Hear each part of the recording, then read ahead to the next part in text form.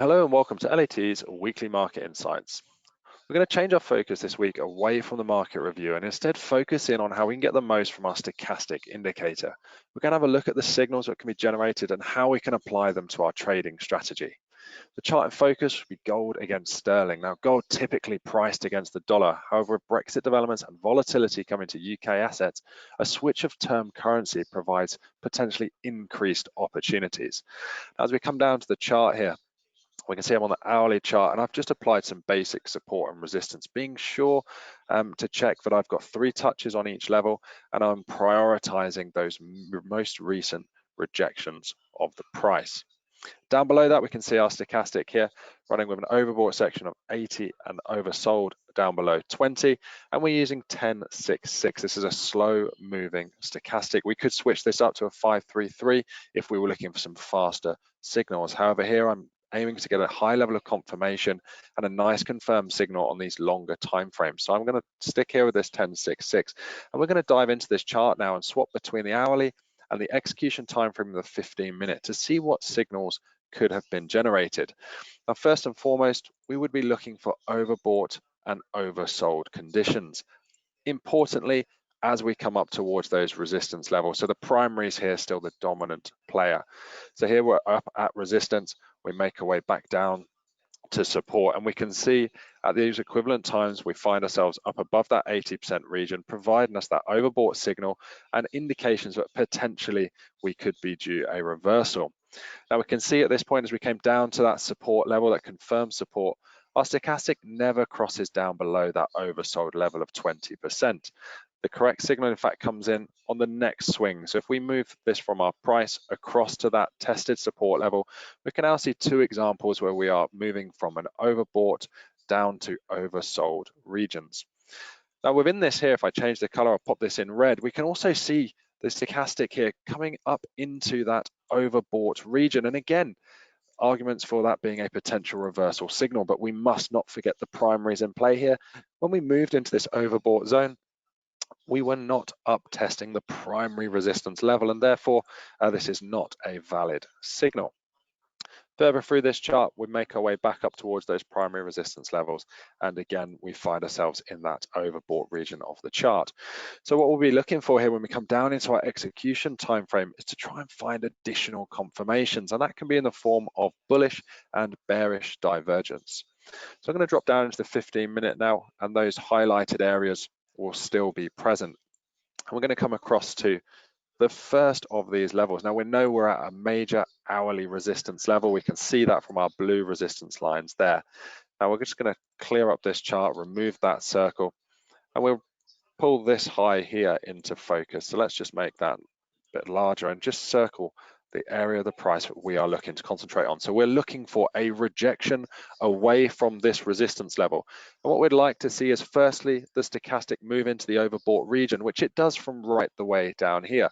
Now, of course, not a valid signal for us because we're not up at major resistance.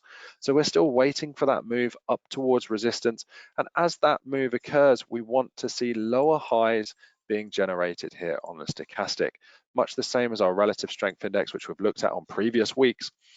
This bearish divergence increasing the likelihood and increasing our levels of confirmation that this market could sell off.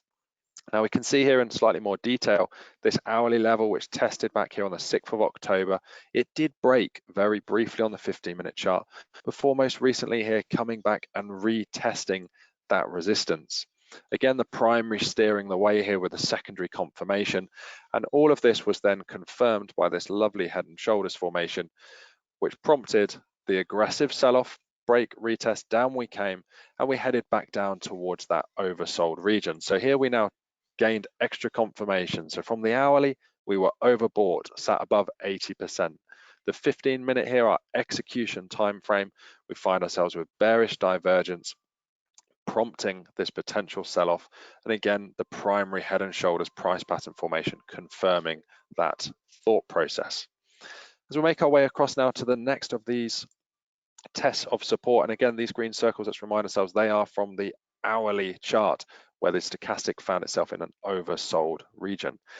We could clear up the stochastic again down here, and we're looking for similar signals, aren't we? Firstly, we want to be in an oversold position, and then we want to see bullish divergence this time if we are to see a positive bounce away from that hourly support level, and we get a lovely confirmed signal here.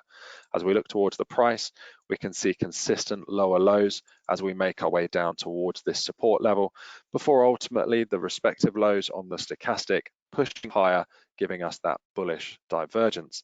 Now the third signal coming from the stochastic could be taken as the crossover here. Okay, we see that bullish cross. That provides us with an entry mechanism to get into this trade. However, it's a secondary signal, so ideally we want to wait for additional confirmation and a break of a primary level, and that's perhaps a resistance level. If we pop this level through here, we can see that clear 15-minute level, previous support. It broke, tested once, twice, 3 times at resistance, little test before then we broke.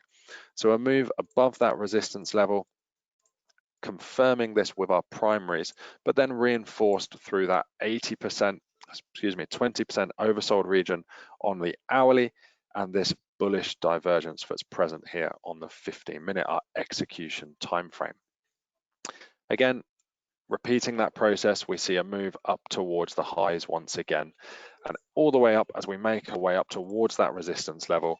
We're repeating the same process that we had on the first 2 trades. We are seeing that divergence, that discrepancy between the price and the stochastic indicator. So as we came up to that first level, we see our higher highs on our price and consistently generating lower highs on the stochastic through here, and then ultimately on this swing, these 2 swings here, again providing confirmation that potentially we would use some sort of corrective move.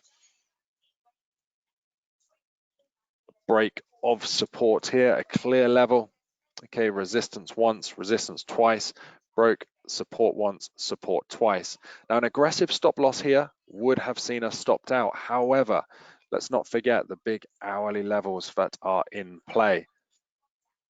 Okay, as we come back to this here, okay, we're looking at this section of the chart. This is potentially what stops us out, but as we look back through, we can see that hourly level respected once, twice, 3 times. So targeting back down towards these 15-minute support levels or the hourly levels, certainly want to be more cautious with our stop loss, and a stop back above this hourly resistance level would have seen us survive the retest before then moving lower down towards our target. As we look towards current now, we are repeating the process, but here on the hourly, we threatened to break the support level.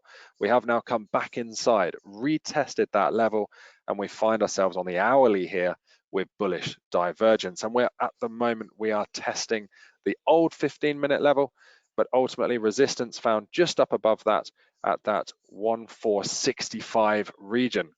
So we'll be looking here certainly for a break through that resistance level, potentially to take gold back up towards the hourly resistance highs. However, let's not forget with all of this, we are seeing a positive run for sterling here at the moment, which certainly will try and aid, and it will try and drag gold lower here.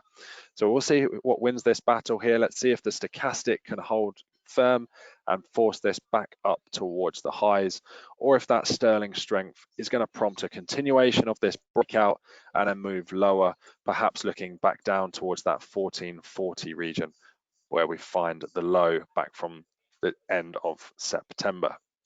An interesting chart, a brilliant indicator, particularly for sideways markets like this.